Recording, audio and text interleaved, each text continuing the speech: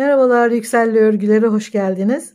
Gördüğünüz gibi çok basit bir modelle gene çalışacağız. Çok kolay motifler hazırladım. Düz örgü bunlar zaten. Ve ince, çok ince, çok gevşek dokulu örgü yapıyoruz. Elimde şöyle pamuk ve akrilik karışık 100 gramlık iplerden vardı. Maviden mesela bir yumak vardı. Ondan 9 tane motif çıktı. Lacivert renkten 12 tane çıktı. İşte kahverengiden 14 tane. En çok beyaz vardı. 17 tane de beyaz örüp 51 tane motif hazırladım. Bunları diktim. Şimdi hem örgüyü hem nasıl diktim, nasıl hazırladım onları da göstereceğim. Önce parçaları renklerini nasıl dağıttım, nasıl hazırladım, fotoğraflarını çektim. Geliyor. Tabii siz aynı renkleri çalışmayacaksınız. Elinizde hangi ipler varsa bunları değerlendireceksiniz. Ama dikkat edeceğiniz, bu hırkayı kış için örüyorsanız kış için olan ipleri, yaz için örüyorsanız yaz için ya da baharlık ipleri kullanacaksınız. Bir araya getireceksiniz. Çok ince olan ipleri 2 kat 3 kat yaparak da denkleştirebilirsiniz. Yani elimizdeki olan kalan ipleri gayet güzel değerlendiriyoruz bu şekilde. Bu hırka crop ve oversize bir hırka olacak. 34-38 beden için. Ama 34-36'ya tam olur. Fakat 38 bedende belki biraz daha vücuda oturabilir. Tabii bu sizin kendi ölçünüzle alakalı. Ben 13 santimlik kareler ördüm. Şöyle. Siz isterseniz kareleri yarım santim, 1 santim daha genişletebilirsiniz ya da daraltabilirsiniz. Ne kadar genişlikte olmasını istiyorsanız. Belki oversize değil de daha bedene oturan bir hırka isteyebilirsiniz. Tamamen zevkinize kalmış. Şimdi hemen şu basit motifleri örelim. 4,5 milim tığ kullanıyorum. Ve 13 santimi 23 zincirle yakaladım. Tabii sizin elinize göre, kullandığınız ipe göre değişecek. Kaç santimi örmek istiyorsanız karelere o kadar zincir çekiyoruz. Ama önce birkaç sıra deniyoruz, örüyoruz. Çünkü örgü ilerledikçe daralabiliyor. Önce bir deneyeceğiz, sonra sökeceğiz, doğrusunu öreceğiz. Şimdi 23 tane zincir çekiyorum. Bir tane de bir üst sıraya çıkmak için 24.'ü çekiyorum, doluyorum. Hemen yanındaki zincirin içine yarım trabzan doluyorum. Yanındaki zincire yarım trabzan.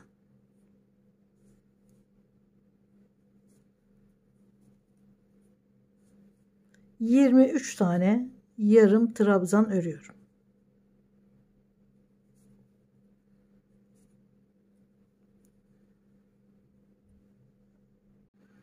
...23 tane yarım trabzan ördüm.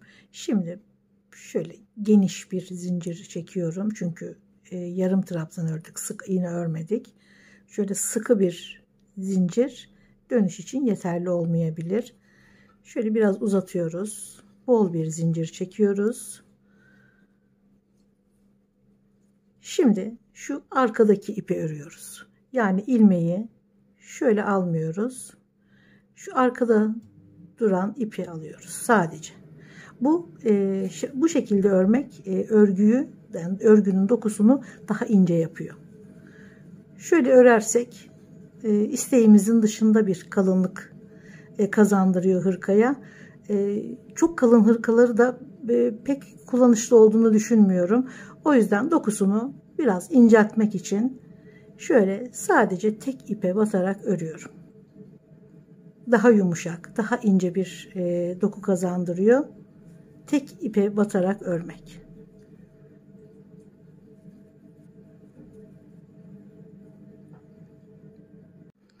Arka kısımdaki ipi alarak ördük. Ve ön kısımda örülmeden kalan ipte bir çizgi oluşturuyor. Şimdi bu çizgiyi hep aynı tarafta bırakıyoruz. Şöyle gene genişçe bir zincir alıyoruz. Şimdi çizgiyi bu tarafta yapmıştık. Şurada. Gene aynı yerde kalması gerekiyor çizginin. Bu sefer şu ilmeğin bu tarafına değil, ön tarafındaki ipi alıyoruz.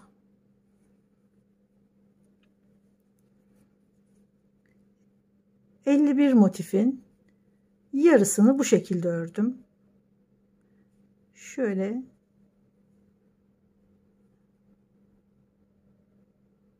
bana doğru olan ipi alarak ördüm.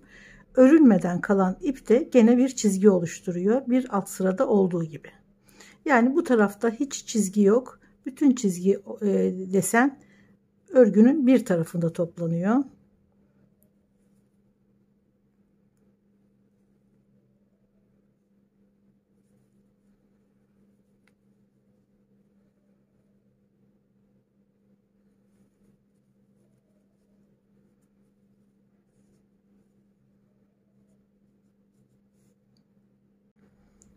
Sıra sonunda gene geniş bir zincirle dönüyoruz.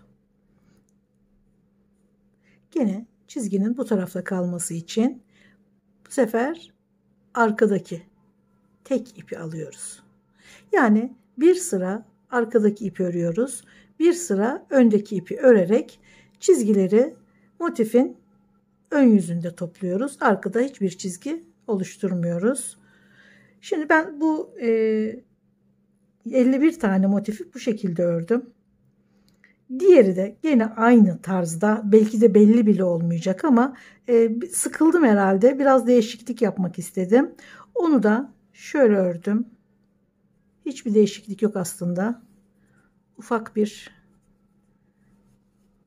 değişiklik. O da her seferinde bir zincir çekiyorum. Her sırada örgünün arka ipini ördüm. Hiç değiştirmedim. Her sırada örgünün arka ipini ördüm. Yani bütün çizgileri örgünün bir tarafında toplamadım. Her iki tarafında seyrek olarak çizgiler oluştu.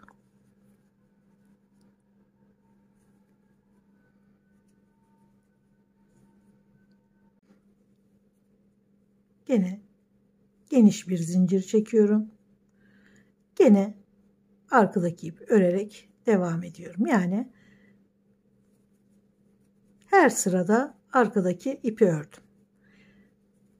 Yani motifin yarısı bu şekilde, yarısı bu şekilde oldu. Tabii ben bunu bu şekilde ördüm diye siz de aynısını yapmanız gerekmiyor. Ben demek ki canım sıkılmış hep aynı şekilde örmekten, biraz değişiklik yapmışım. Bunları herhangi bir çiçek motifle de değiştirebilirsiniz. Yani arada bu şekilde kullanıp diğerini çiçekli bir motif de yapabilirsiniz. Tamamen sizin zevkinize kalmış. Başta da söylemiştim. Elimdeki iplerden ne kadar çıktıysa ördüm. Beyaz çok vardı. En çok beyaz kullandım. Elimde olan kahverengi ne kadarsa o kadar kahverengi ördüm. O kadar lacivert, o kadar mavi ördüm. En az maviydi. Bir yumak vardı. 9 tane motif sadece var mavi olarak. Bunun da renk dağılımını kendi kafama göre ayarladım. Tabii siz farklı renklerle öreceksiniz.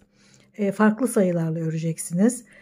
O yüzden kendi dağılımınızı zevkinize göre yapabilirsiniz. Ben bunların fotoğraflarını ön, arka, kollar hepsini hazırladım. Şimdi geliyor.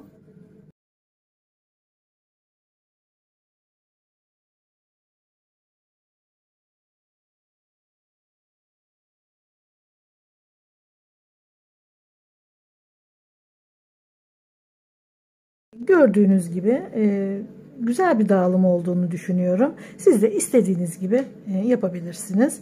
Şimdi dikilmemiş olan sadece bu parçayı bıraktım ki nasıl diktim, nasıl birleştirdim onu da görelim. Şöyle iğnelerle de bir arada güzel duruyor gerçekten.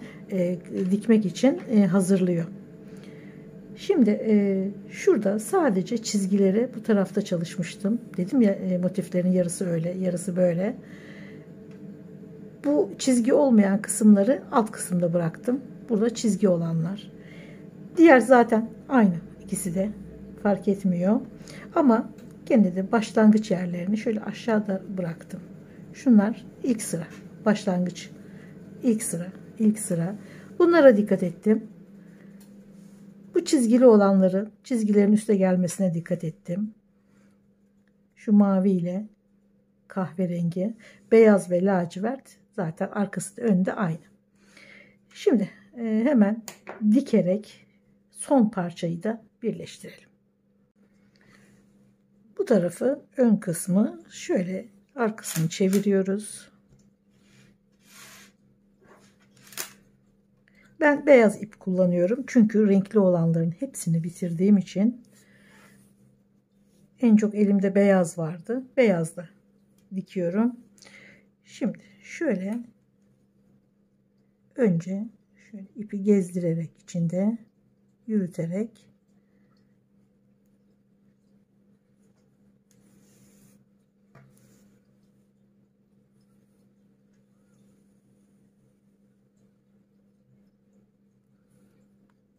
şöyle sıkılaştıralım.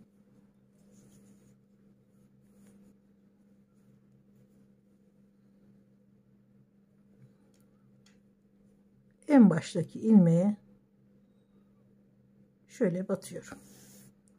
Biraz içeriden dikeceğiz, dışarıdan gözükmemesi için. İğneyi de çıkaralım.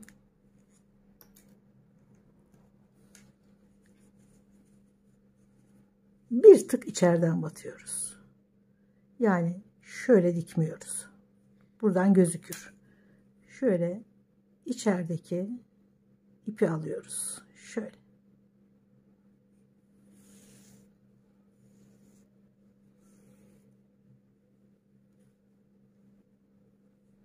Gene aynı yerden ilk dikişi güzel bir sabitliyoruz. Başlangıçta ilk ilmeklerden. Sonra devam ediyoruz. Gene bir tık içeriden. Şöyle. Bir tık içeriden. Yani hemen şuraya batmıyoruz. Şöyle çok derine girmeden, tabii bu çekerken dikmek biraz zor olabiliyor. Şu düğümü açalım.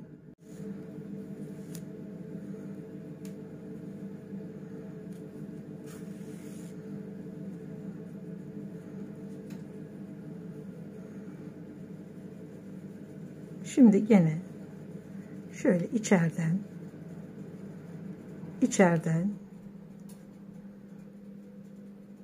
çok şeyden değil ama yani şuradan batmıyoruz da şöyle içeriden. Şimdi göstereceğim ne kadar muntazam ilerlediğini dikişin. Bu şekilde çok sıkmadan alıyoruz. İpi kendi halinde bırakıyoruz. Çok sıkarsak kasar çünkü. Gene bakın şöyle batmıyoruz hemen. Bir tık geriden. Bir tık geriden.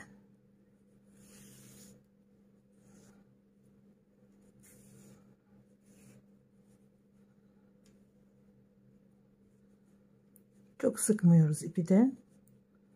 Gene şöyle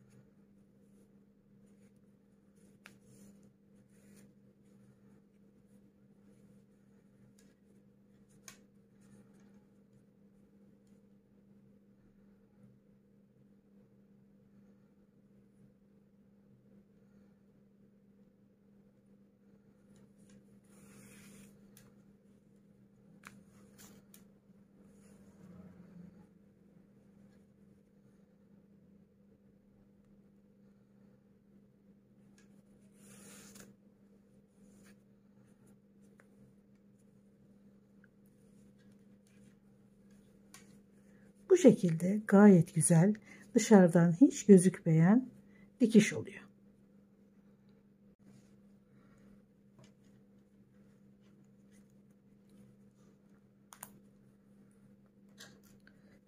Diğer motife de geçerken aynı şekilde gene şurada son ilmeği örüyoruz, dikiyoruz.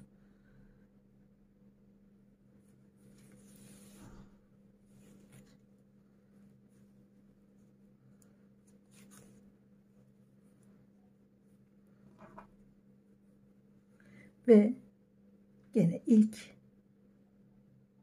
ilmeklere şöyle biraz geriden batalım.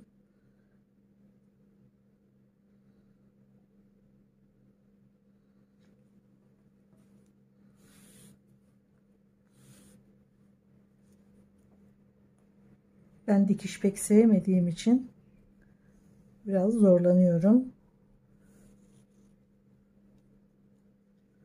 Ama dikiş sevenler için bu kısımda çok keyifli gelebilir. Benim için hiç keyifli değil.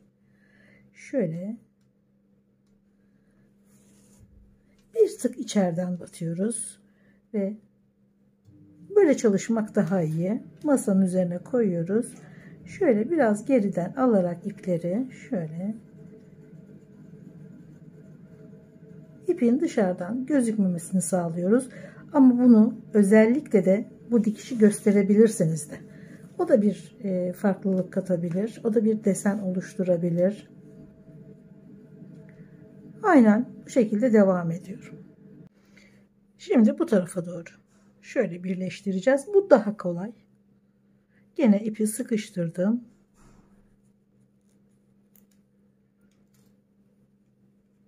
Şöyle ilk ilmeğe geliyorum.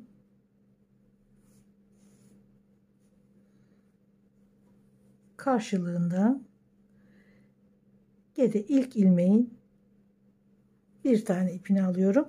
Dış taraftaki ipleri alıyoruz. Şöyle göstereyim yakından. Şu ilmeğin şu ipini alıyoruz. Aynı şekilde şöyle. Zaten burası başlangıç yeri.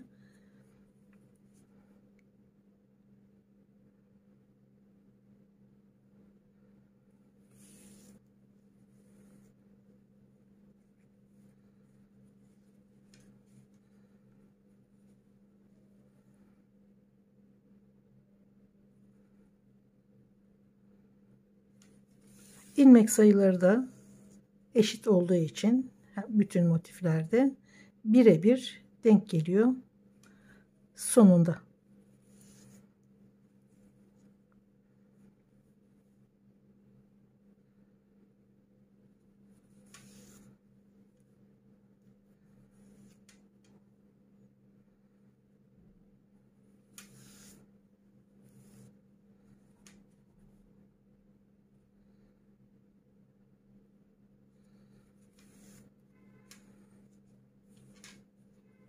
Gayet muntazam oluyor dikişler. Bakın hiç renkli olan taraflarda beyaz gözükmüyor. Bütün motifleri dikerek birleştirdim. İşte ön parçalar, arka parça, kolun bir tanesinin lastiğini hazırladım, diktim. Diğer kolun lastiğini birlikte öreceğiz. Birlikte şuradaki büzgülerin çok muntazam bir şekilde dağılmasını nasıl sağladım onu göstereceğim.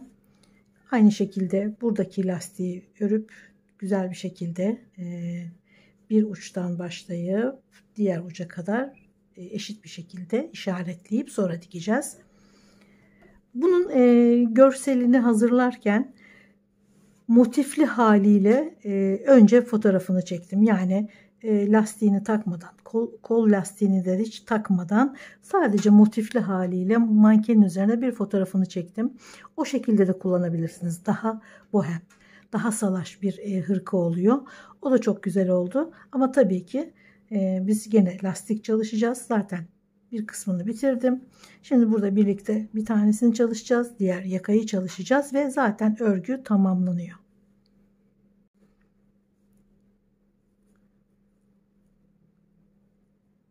ilmeği sıkılaştırıyoruz. 12 ilmek üzerinden çalışıyorum lastiği. 12 tane zincir çekiyorum.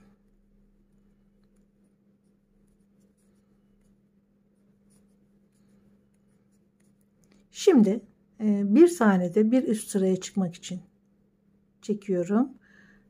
Gene yarım trabzan çalışacağız. Hemen yanındaki zincire yarım trabzanlarla devam ediyoruz.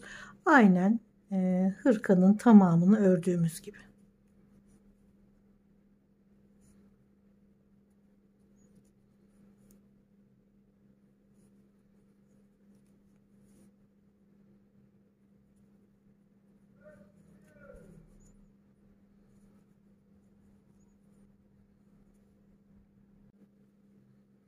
Son zincire bir tane daha, bir zincir dönüyoruz. Biraz bol çekiyoruz zinciri. Şöyle kaldırıyoruz ilmeği biraz. Doluyorum. Şöyle arkadaki ipi alıyorum.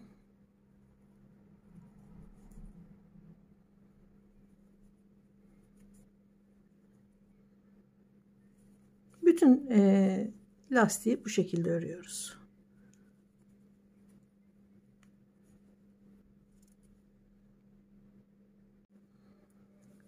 Son zincire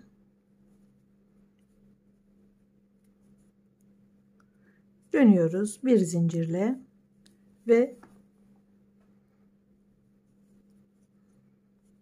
gene arka ipi alıyoruz. İlmeğin arka ipini alarak devam ediyoruz. Her sırada ipin arka kısmına batıyoruz. Şuraya. Bilek çevresini saracak kadar lastik örüyoruz.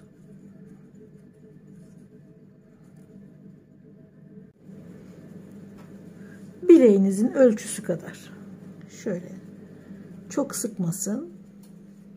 Şöyle. Hemen bunu dikiyoruz. Karşılıklı ilmeklere batarak.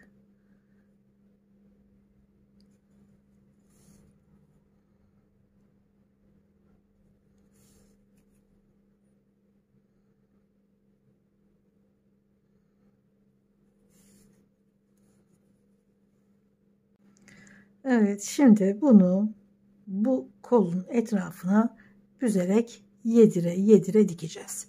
Önce şu kolun yarısını alıyoruz. İşaret.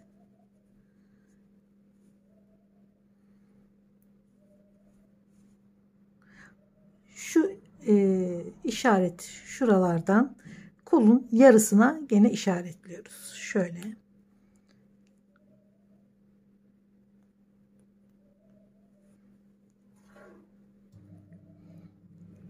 Bunun yarısından gene bir işaret alıyorum. Diğer yarısına. Sonra şu şekilde tutuyorum ve karşılıklı şuradan bir işaret alıyorum.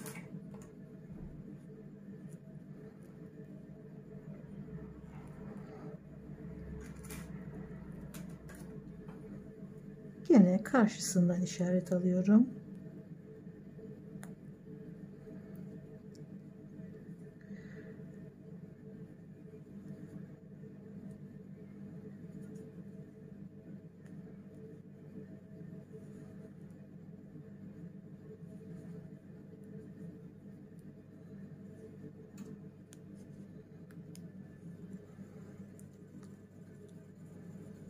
Kolun dört bir tarafından, yani lastiğin dört bir tarafından, kolun dört bir tarafına işaret alıyoruz. Şurada gördüğümüz fazlalıkları işaretli bölümün içinde dikiyoruz. Burada gördüğümüz fazlalığı gene kendi içinde dikiyoruz. Bu şekilde çok dengeli bir büzgü sağlıyoruz. Kolu tersine çevirdim. Dikişi tersinden yapıyoruz her zaman.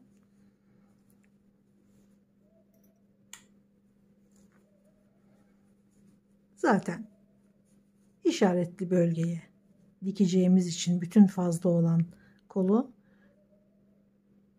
gayet kolay bir dikiş olacak. Böyle sıkıştıralım, kaymasın. Evet, işaretli yerden başlıyoruz. Bir tık geriden alıyorduk ipi. Hatta şunu çıkaralım.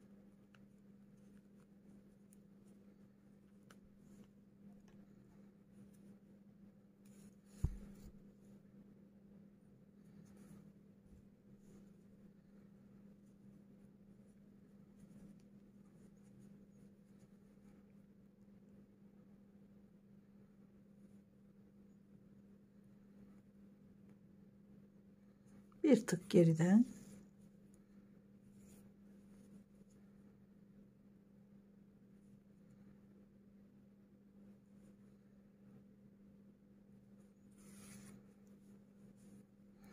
Şimdi şöyle 3 kere, hatta 4 kere batalım.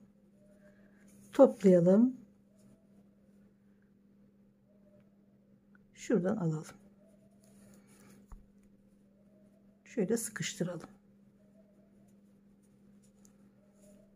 Sonra gene şöyle tek tek batarak ilmeklere. Şimdi 3 tane aldım. Gene karşı tarafa sıkıştırıyorum. Büzgüleri topluyorum bu şekilde. Yani buradaki fazlalığı şuraya yedire yedire dağıtıyorum. Tek ip alıyoruz her ilmekten. Büzüyoruz ve burada dikiyoruz.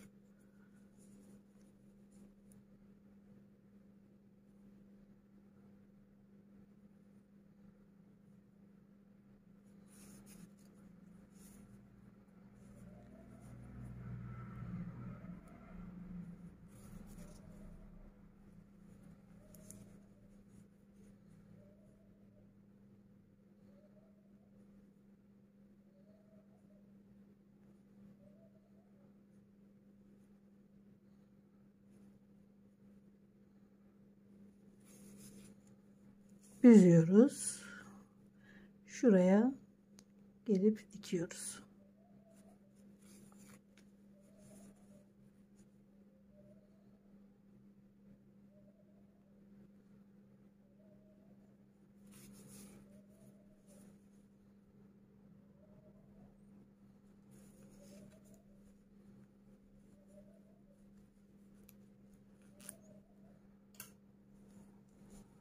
Aynen devam ediyoruz gene.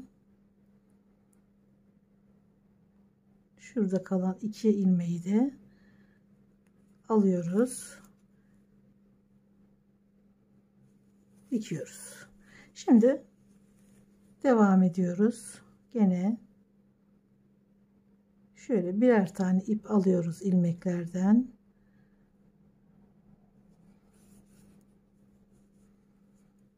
Düzüyoruz. Buraya dikiyoruz.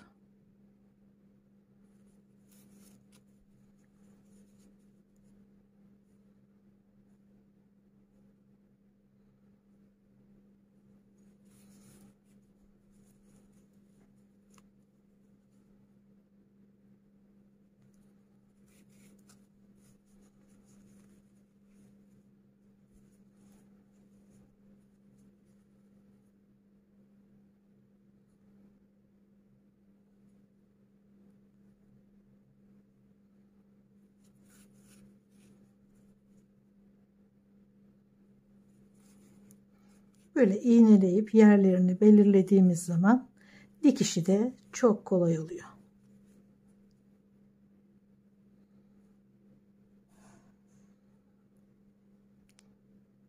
Bu şekilde başka hırkalarda, kazaklarda kullanabilirsiniz.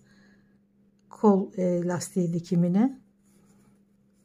İşinizi bayağı kolaylaştıracak bu şekilde işaret almak. Hem kolaylaştırıyor hem dikişin muntazam olmasını sağlıyor.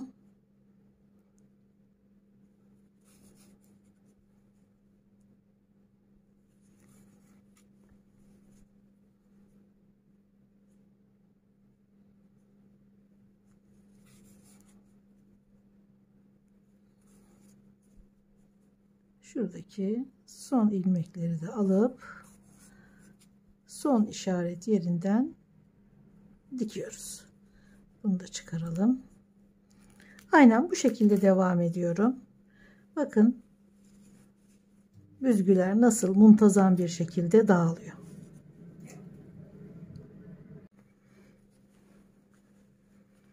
Tekrar çeviriyoruz. Gayet güzel. Şimdi iki kolu da tamamladık.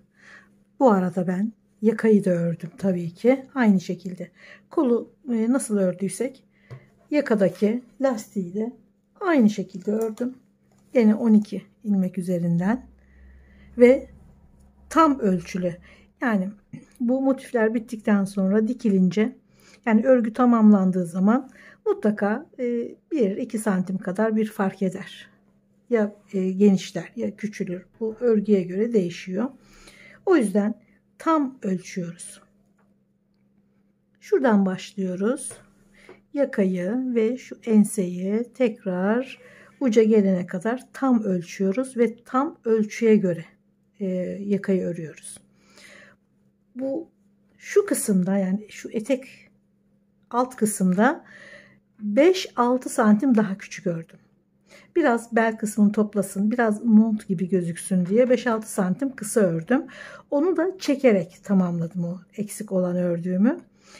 Burada yaptığım gibi aynı şekilde diktim alt kısmı da. Gene ölçü alıyoruz ve ölçüye göre dikiyoruz. Şöyle yarısını alıyorum.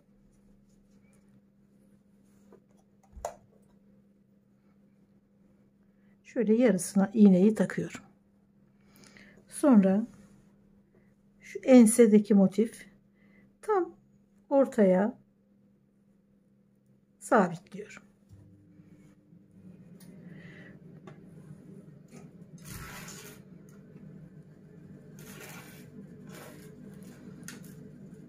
Şu şekilde hiç germeden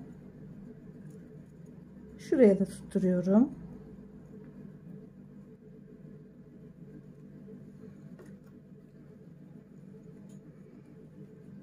Hiç germiyoruz. Olduğu gibi.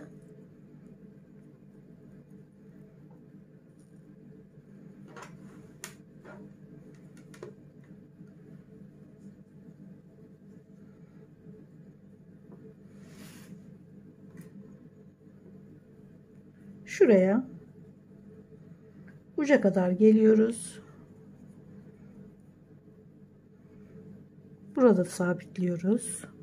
Aynı şekilde burada da sabitliyoruz.